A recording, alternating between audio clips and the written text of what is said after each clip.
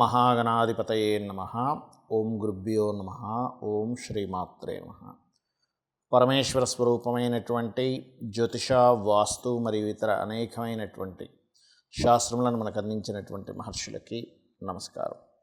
హయగ్రీవ హయగ్రీవ హయగ్రీవేతి యో వదేత్ తస్య నిస్సరతే వాణీ జహ్నుకన్యా ప్రవాహవత్. అరుణాం కరుణాతరంగితాక్షీం ధృతపాశాంకుశపుష్పబాణచాపాం అనిమాదిభిరావృతాం మయూకైః అహమిత్యేవ విభావయే భవానీం. శ్రీమాత్రే నమః. ప్రేక్షకులకి ఆ లలితాంబిక అమ్మవారి యొక్క అనుగ్రహం పరిపూర్ణంగా కలగాలని మనస్ఫూర్తిగా కోరుకుంటూ మనం ఈరోజు వార ఫలితాల్లో 24వ తేదీ నుంచి 30వ తేదీ వరకు ఉన్నటువంటి గ్రహస్థితి ఏ విధంగా ఉంది అని చెప్పి చూసుకున్నట్లయితే, ఈ వారం బుధుడు ఇంతకాలం నీచస్థానంలో ఉన్నటువంటి మీనరాశిలో ఉన్న బుధుడు మేషంలోకి 26వ తేదీ మారుతున్నాడు.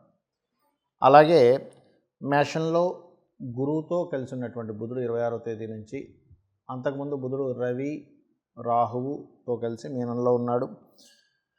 అలాగే చంద్రుడు ఈ వారం మొత్తం కూడా సింహరాశి నుంచి వృశ్చిక రాశి వరకు ప్రయాణం జరుగుతుంది.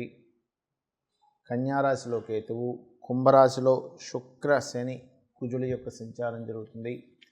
ఇక ఈ యొక్క గ్రహస్థితిని అనుసరించి ద్వాదశ లగ్నాల వాళ్ళకి, లగ్నం తెలియని వారి రాశివారు ముఖ్యంగా ఏ విషయాలు మీకు బాగా కలిసి రానున్నాయి, ఏ విషయాల పట్ల మీరు జాగ్రత్త తీసుకోవాలి, దేవతా ఆరాధన, గోసేవ, గ్రహారాధన ఏం చేసుకోవాలనేటువంటి విషయాన్ని మనం ఒక్కొక్కటిగా తెలుసుకుందాం.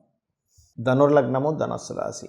ధనస్సు వారికి కనుక చూసుకున్నట్లయితే, ఈ దశమాధిపతి ఇంతకాలము నీచ స్థానంలో ఉన్నటువంటి బుధుడు లగ్నాధిపతితో కలిసి పంచమ స్థానంలో 26వ తేదీ నుంచి వస్తున్నాడు. కాబట్టి ఇది ప్రత్యేకంగా 26వ తేదీ నుంచి మీకు ఏదైతే ఉద్యోగ సంబంధించిన విషయంలో, అందులోని మీరు ఏదైనా క్రియేటివ్ రిలేటెడ్ సంబంధించిన ఉద్యోగ సంబంధించిన విషయాల్లోని, మరియు మీ సంతానాన్ని మీ యొక్క బిజినెస్లో కంటిన్యూ చేసేటువంటి విషయాల్లోని, లేదా మీ సంతానానికి ఉద్యోగ సంబంధించిన ప్రయత్నాలకు సంబంధించిన విషయంలోని అనుకూలత యోగిస్తుంది.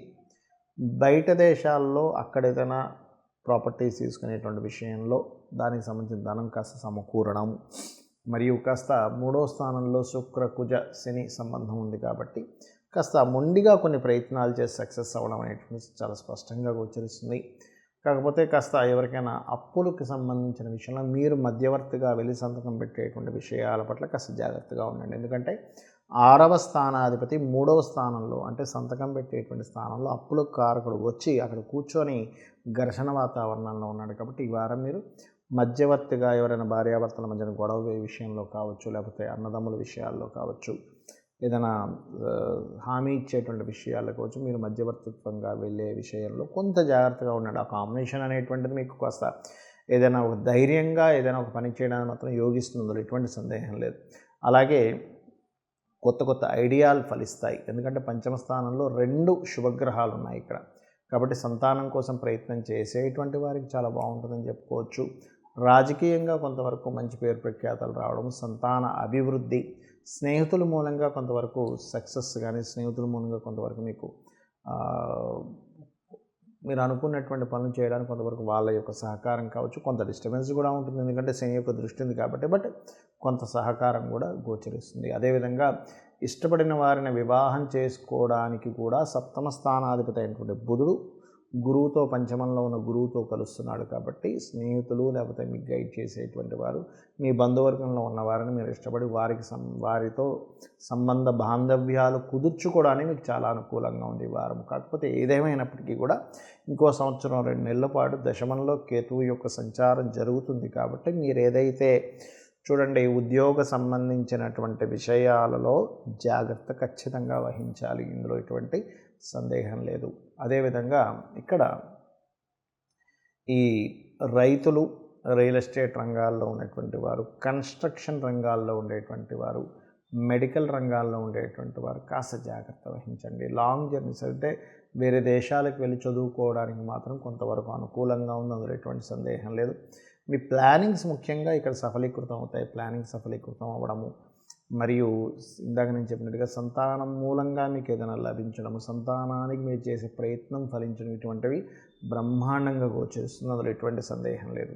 అయితే ఇక్కడ దశమ స్థానంలో కేతు ఉన్నాడు. కాబట్టి ఎవరైతే ఉద్యోగ సంబంధించిన విషయంలో నేను పలానా దగ్గర ఉండలేకపోతున్నాను, మానేయాలనుకుంటున్నాను, మార్పు కోరుకుంటున్నాను అనుకునేటువంటి వారు ఒకటే గుర్తుపెట్టుకోండి, మీరు ప్రత్యేకంగా ఇక్కడ గణపతిని ఎక్కువగా అర్చించండి. మీరు ఏదైనా ఒక అంటే మీకు మీ ఆఫీస్ ప్రెమిసెస్లో మీ సీట్లో మీరు కూర్చునేటప్పుడు మీకంటూ ఒక క్యాబిన్ ఉంటుంది, కూర్చునేటప్పుడు ఒక్కసారి గణపతిని తలుచుకోండి. దీనివల్ల ఏమవుతుందంటే చేస్తున్నటువంటి పనిలో చిరాకు కానీ, కోపం కానీ, చేయలేకపోతున్న నిస్సహాయత కానీ ఇవన్నీ కూడా చాలా మటుకు తగ్గిపోతాయి.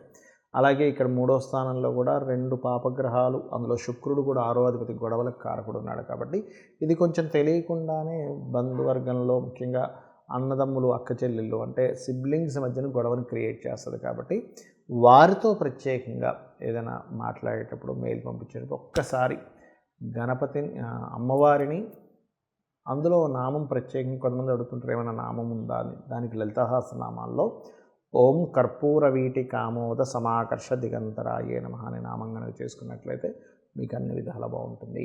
చాలామందికి జాతకం లేదండి, మరి ఇప్పుడు మేము ఎలాగా అని చెప్పి అడుగుతూ ఉన్నారు. ఒకటే చెప్తాను, గుర్తుపెట్టుకోండి. నవగ్రహాలు కూడా ఒక్కొక్క గ్రహము ఒక్కొక్క సంబంధించిన ఎనర్జీని మనకి ఫామ్ చేస్తూ ఉంటాయి. ఇది బాగా గుర్తుపెట్టుకోండి. మీకు ప్రమోషన్స్ రావట్లేదు అనుకోండి, బహుశా అంటే ప్రమోషన్స్ రావట్లేదు, ఎదుగుదలేదు, గుర్తింపు లేదు. మీరు చేయాల్సింది ఏమిటి అంటే సూర్య నమస్కారాలు ఎక్కువగా చేస్తూ ఉండండి. సూర్య నమస్కారాలు చేయడము, అదేవిధంగా నవగ్రహాలు సూర్యగ్రహం దగ్గర దీపారాధన చేయడము, వీలైతే గోవుకి గోధుమ రవ్వ తినిపించడం చేయండి.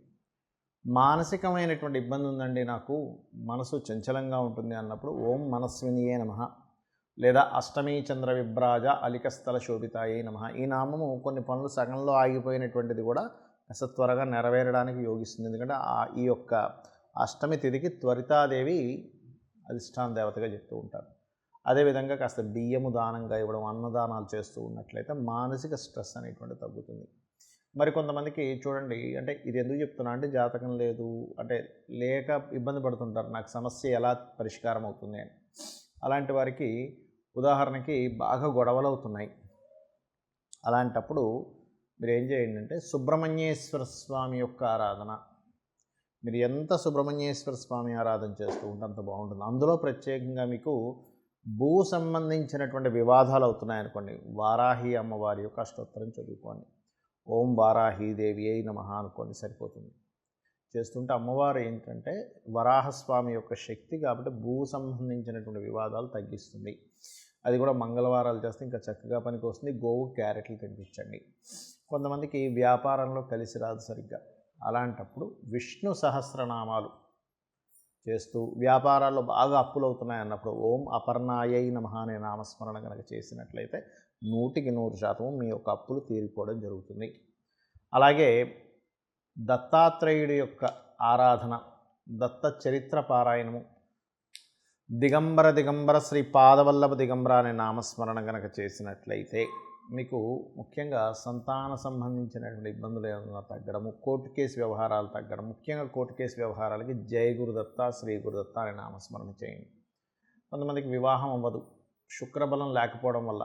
అలాంటప్పుడు వివాహ సంబంధించిన విషయాలు ఎంత ప్రయత్నం చేస్తున్నా అవ్వవు, ముఖ్యంగా పురుషులకి. అలాంటప్పుడు చేయవలసింది ఏమిటి అంటే లలితా సహస్రనామాల్లో ఓం కామేశబద్ధ మాంగళ్య సూత్రశోభిత కందరాయై నమః అనే నామస్మరణ చేయండి. రోజు ఒక 40 నిమిషాలు చేయండి. ఏ మంత్రమైనా కూడా. ఏదో 5 నిమిషాలు చేశాను లేకపోతే 11 సార్లు చేశానంటే అది పని చేయదు. ఎలా అంటే చూడండి, మన బాడీ బాగా స్టిఫ్గా చక్కగా తయారవ్వాలంటే జిమ్కి వెళ్ళి ఒక అరగంట, గంట, 2 గంటలు వర్కౌట్ చేస్తాం. అంతేగాని ఒక 5 నిమిషాలు ఇల్లు వచ్చేస్తానంటే నా బాడీ స్టిఫ్గా అవ్వాలంటే అవ్వదు. ఎందుకు అవ్వదు? ఆ సమయం సరిపోదు. మీ బాడీ మంచి కండలు తిరిగినట్టు అవ్వాలంటే ఒక 2 అవర్స్ స్పెండ్ చేయాలి కనీసం. కనీసం 1 అవర్ అయినా స్పెండ్ చేయాలి. అది ఎలాగో మంత్రం కూడా అంతే, గుర్తుపెట్టుకోండి.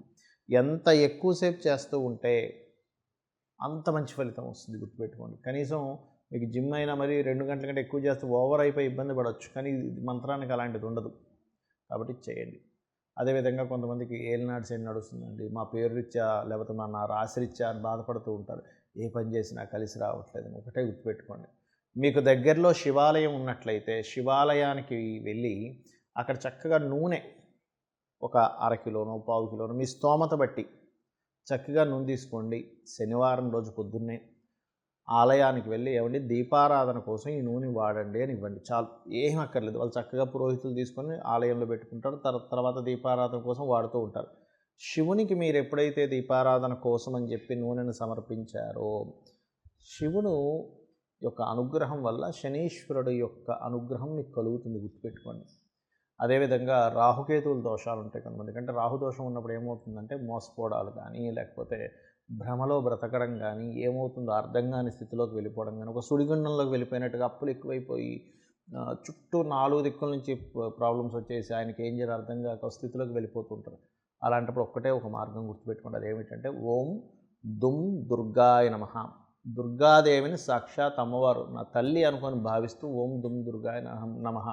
నా తల్లి నాకు ఉండగా నాకేంటి భయము అన్నట్టుగా దుర్గాదేవిని తలుచుకోండి. ఖచ్చితంగా అమ్మవారు మీ యొక్క స్థితిని ఒక మాయ తొలగించినట్టుగా తొలగించేసి మీకు తెలియని ఒక ధైర్యాన్ని ఇస్తుంది. ఇక్కడ ఏమవుతుందంటే సిచ్యువేషన్స్ అందరికీ ఉంటాయి, బ్యాడ్ సిచ్యువేషన్స్, గుడ్ సిచ్యువేషన్స్ అందరికీ ఉంటాయి ప్రపంచంలో.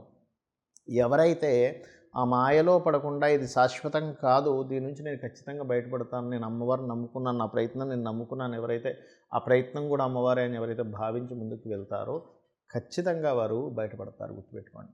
అది దానికి నామం ఏమిటి? ఓం దుం దుర్గాయ నమః. ముఖ్యంగా రాహుగ్రహం దగ్గర దీపారాధన చేసి రోజు ఒక అరగంట సేపు కూర్చొని చేయండి.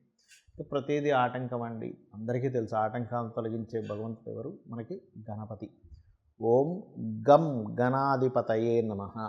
మీకు ఎటువంటి ఆటంకమైనా గుర్తుపెట్టుకోండి, ఎటువంటి ఆటంకమైనా సరే తొలగించడం ఆయన బాధ్యతగా తీసుకొని మిమ్మల్ని ఆటంకాల నుంచి బయటపడేస్తారు. అయితే ఇప్పుడు ఇవన్నీ నేను చెప్పినవి ఏవైతే ఉన్నాయో ఇవన్నీ కూడా ధర్మబద్ధమైనవైతేనే మీకు ఫలిస్తుంది. అధర్మంగా ఏదో నేను కబ్జా చేసుకుంటున్నాను, కబ్జా చేసుకుంటే ఆ ఓనర్ వచ్చి నన్ను కబ్జాలను తీసేస్తున్నాడు, ఈ ఆటంకం తొలగించి స్వామి అంటే గణపతి తొలగించడు, గుర్తుపెట్టుకోండి. నేను ఏదో కబ్జా ల్యాండ్ నాకు రావాలని వరాహస్వామిని చేస్తే వరాహ అమ్మవారు ఏమి ఇదవదు. కాబట్టి ఏంటంటే ఇక్కడ గుర్తుపెట్టుకోవాల్సిన విషయం ఏంటంటే మీకు ధర్మబద్ధమైనటువంటిది అయినది ఏదైనా కానీ మీరు ఈ మంత్రం కనుక జపించగలిగితే, గోసేవ చేయగలిగితే, స్వామివారిని భక్తి శ్రద్ధలతో మీరు కనుక అడగగలిగితే ఖచ్చితంగా 100కి 100% 1% కూడా తగ్గకుండా ఈ పని జరిగి తీరుతుంది. శ్రీమాత్రే నమః.